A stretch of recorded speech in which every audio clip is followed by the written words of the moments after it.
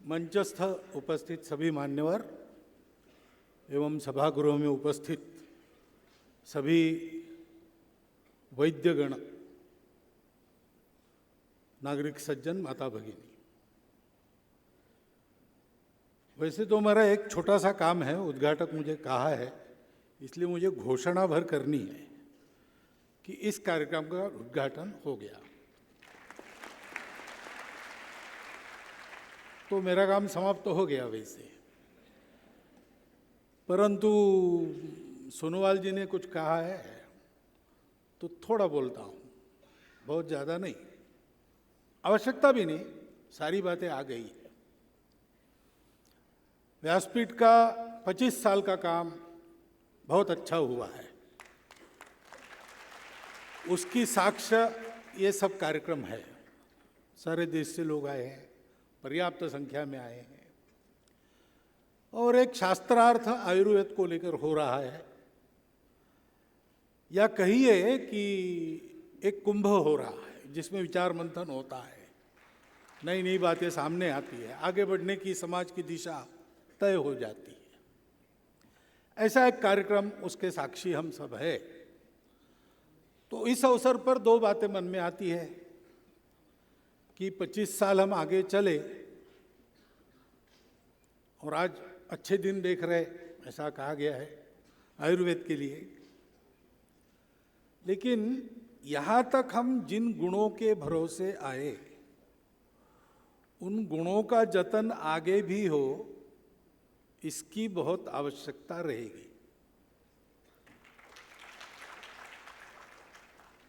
कौन से गुणों का ज़्यादा आपको बताने का काम आपने किया है, इसलिए आपको पता है। लेकिन जब कठिन काल बीत जाता है और अच्छा काल आता है, तो कठिन काल में अपना साथ देने वाले सद्गुणों को ध्यान रखकर उनको वैसा ही आगे चलाना पड़ता है। ये सबको करना पड़ता है, और इसलिए ऐसे समय पर ऐसा एक वाक्य बोलना ये उपयुक्त होता है, उपयोगी होता है सबके, इसलिए बता रहा हूं। दूसरी एक बात मेरे मन में ऐसी आई, अभी सुनते सुनते ही आई, आयुर्वेद ऐसा कहा है,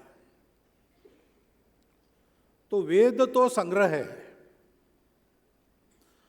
अनेक ऋषियों की ऋचाओं का संग्रह है। उन्होंने अनेक देवी देवताओं की प्रार्थना करके जो उनको दर्शन हुआ, वेद देखे और बोले, ऐसा कहते हैं। तो इन सब का एक संग्रह है। आज जितने वेद उपलब्ध है वो पूरे के पूरे अपने पास है, ऐसा यानी वो पूरे के पूरे है, लेकिन वो सब पूर्ण है ऐसा नहीं, कुछ लुप्त भी हुए हैं।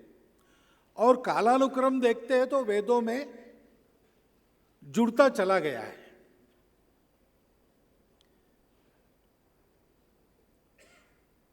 अब वेदों में और जुड़ेगा ऐसा तो हम नहीं मानते, ठीक है, लेकिन किसी भी शास्त्र की बात ऐसी नहीं रहती, उसका विकास होते रहता है। तो आयुर्वेद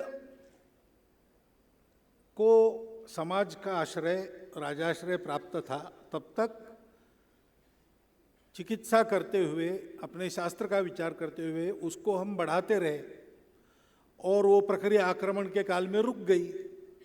अब फिर से ये अवसर प्राप्त हुआ है कि हम शास्त्र के ज्ञान का विस्तार करें।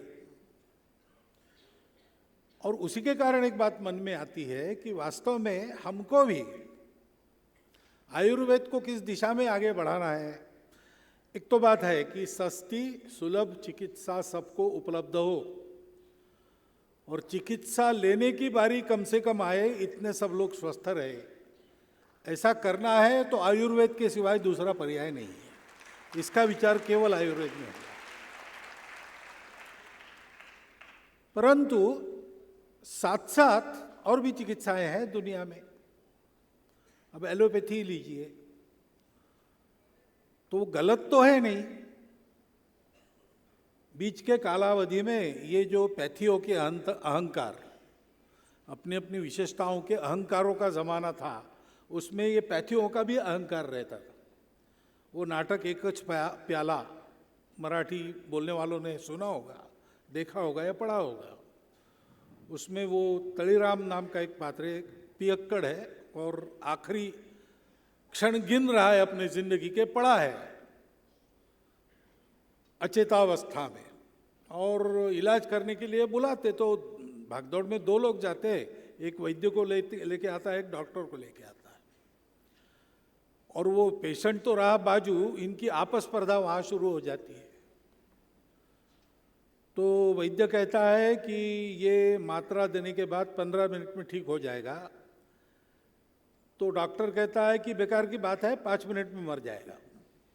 यानी चिकित्सा नहीं, वो पहले कब मरेगा, 5 मिनट के बाद कि 15 मिनट के बाद। ऐसा एक दृश्य उन्होंने एक विडंबन किया है, ये जो पैथियों के अहंकार है उस पर। तो सभी बातों में उपयोगी बात क्या है, शास्त्रीय बात क्या है, उसका हम जो आयुर्वेद का विचार करते हैं उसकी जो बुनियादी मूल्य है, उनके आधार पर कुछ उसका स्पष्टीकरण हो सकता है क्या? अभी आधुनिक विज्ञान ये कोशिकाओं के स्तर पर जाकर विचार कर रहा है, तब यह बात ध्यान में आती है कि जैसा वेदों के बारे में कहते हैं वेदो अखिलम धर्म मूलम, वैसे शायद ऐसे हो सकता है आयुर्वेद अखिलम पैथी मूलम, ऐसा कहा जाए।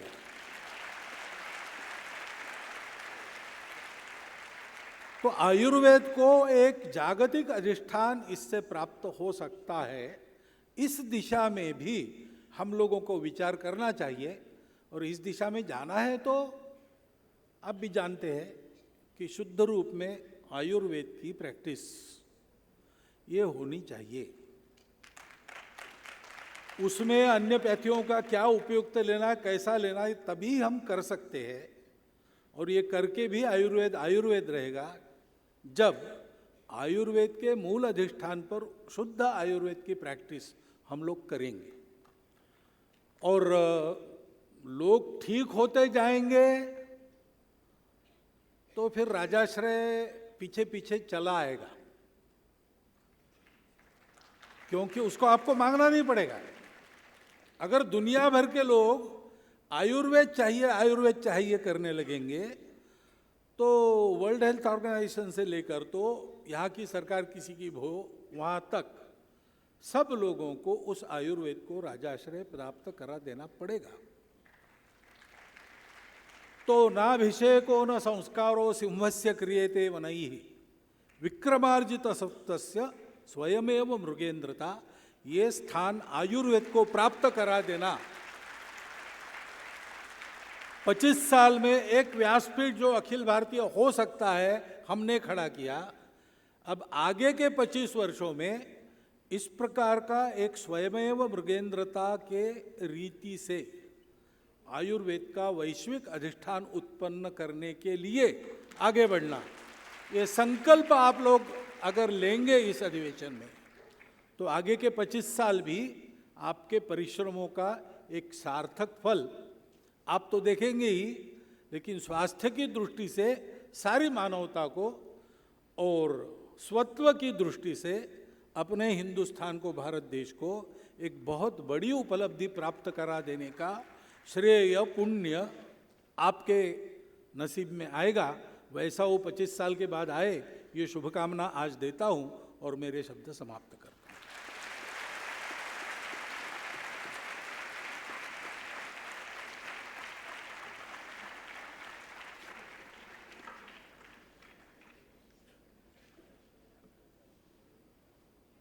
धन्यवाद।